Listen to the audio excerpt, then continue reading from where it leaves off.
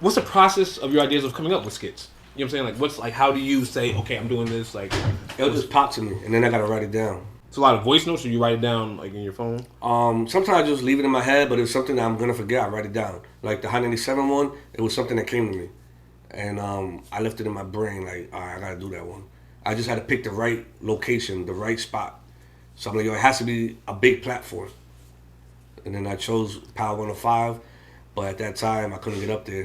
Mm-hmm. So I chose Hot 97. And then I finally got up there and I did my thing. How did that Hot 97 clip change your life? It brought a lot of followers, a lot of celebrities hit my DM with opportunities, endorsement deals, and it just grew my platform. I went from 20K. And the night I posted it, I'll never forget. I posted it at 6 p.m. World Star, The Shade Room, Complex, all within the hour. You went viral. I woke up and I went from 20 to like 80.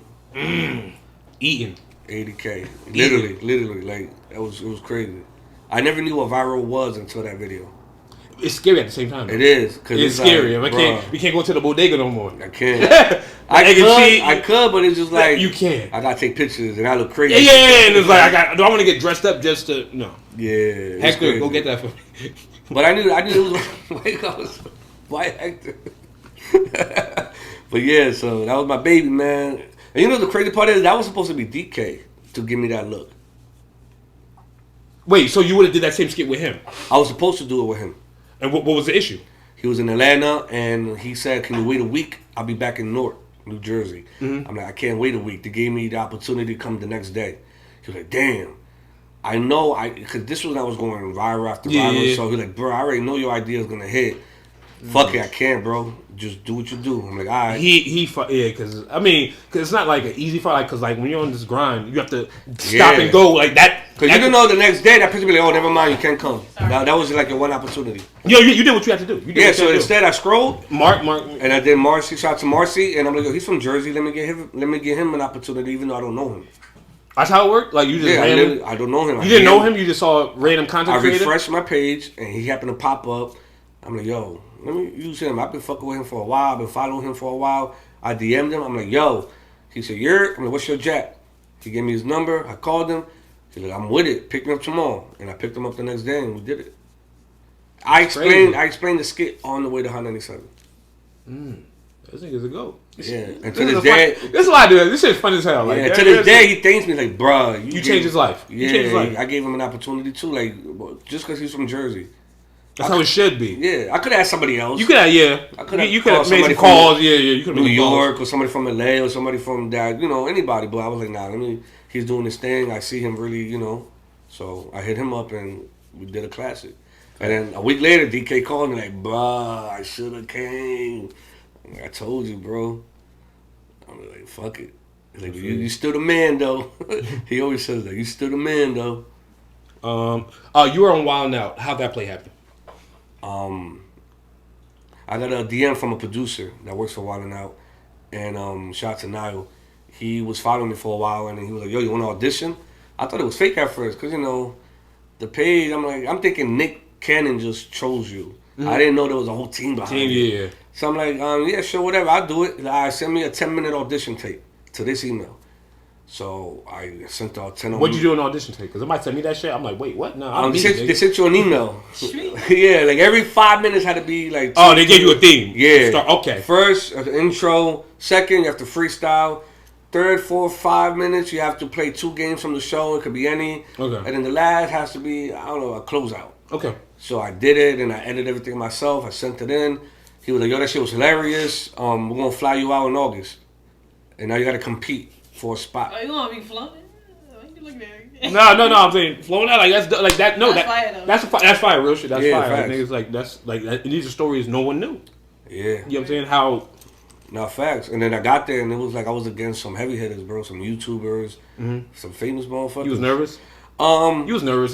Was that your first time doing that shit? Yeah, but it's like I was, but I would never show it, bro. Like I came here to work.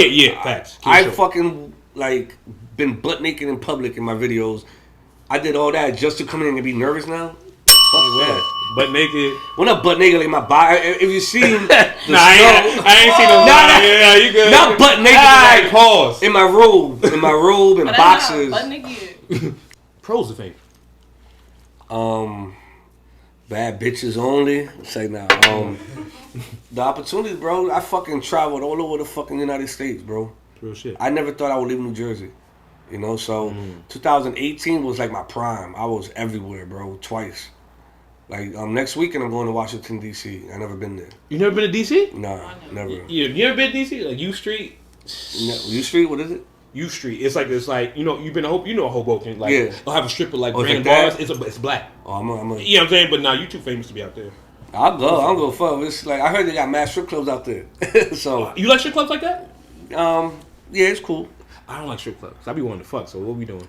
But anyway, I can support my homegirls. I'll go. That's what you call it. All right. Let me see. And there's another thing too. I had a situation with a stripper. Like I went through like $200, and then she spoke shit about me. Like, damn, only $200. Yeah. I'm like, what? Wait, hold on. You got something to say? You got something to say? You got something to say about $200? First of all, write down.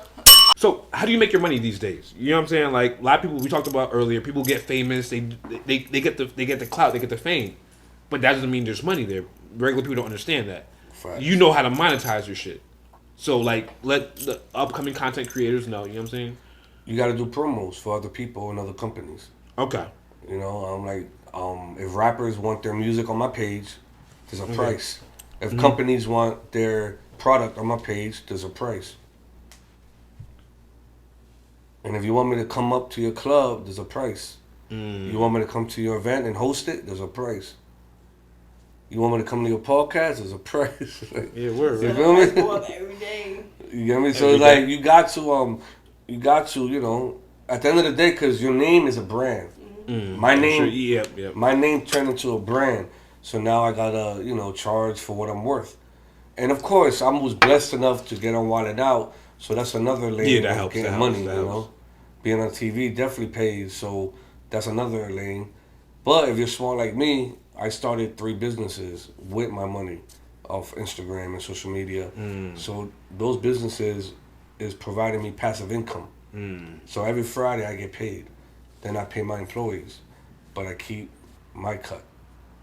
You know. Okay. Let's bring up the BMF. Remember the BMF shit we were talking about? Like, so like people don't know that. Like, you almost made BMF. How should we introduce it? Like, I don't say I almost made it, but I did audition. okay. Let's talk about your BMF audition. Shout out to Show Hunger. He does security for 50.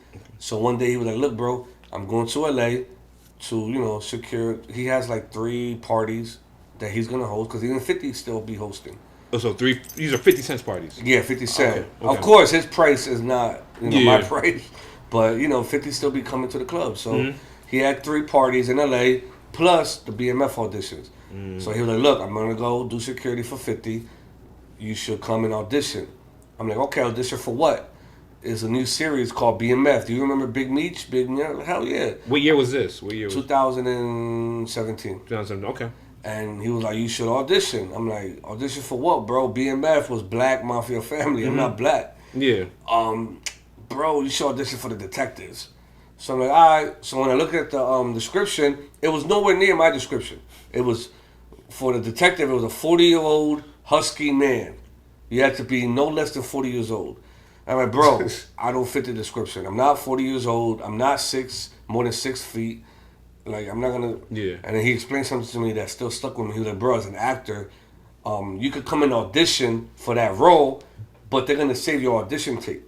So even though you may not be good for this project, 50 Cent got mad other movies that they might want you. Let's just say." What was the character called in BMF? What was the character were you auditioning for? I auditioned for Detective Bryant. Okay. Which is, people know now who Detective Bryant is. Okay. And I don't look nothing like him. But I still auditioned because I know somewhere in the files they got my audition tape. Yeah, they see your face. Which I did good. So I went anyway.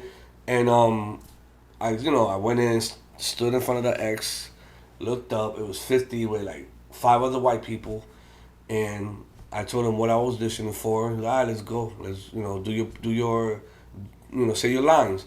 And I did it with another person at the table. Me and her did a conversation that was between Detective Bryant and another detective. And we did it, and I bodied it. and I did good with the expression. I didn't even look at the paper. I put the paper down. I remember 50. Was that nigga. Yeah, 50 going, oh, you don't need the paper? Like, nah, it was all up here. Like, okay, let's do it. And then, Yeah, Bato. Yeah. He didn't say that.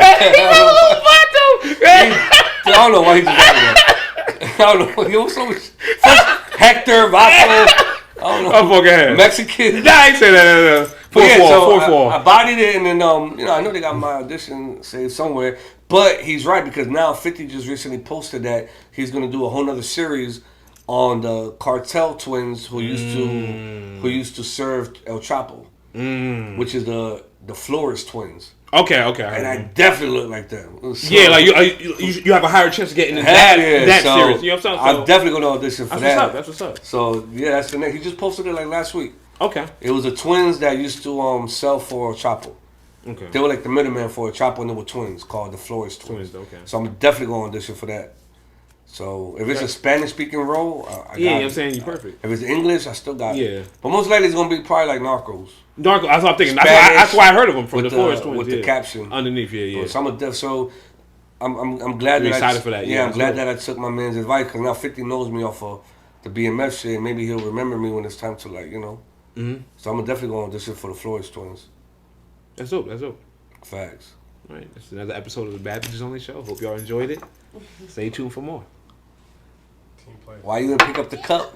She's trauma bonded. She's trauma. She's trauma bonded. So does your man hit you? Yes or no? Yo, Mike. All right, episode over. Cut the camera. Cut the camera. Never explained it. Kids, cut the camera. We're gonna never explained it. We done. Mic's off.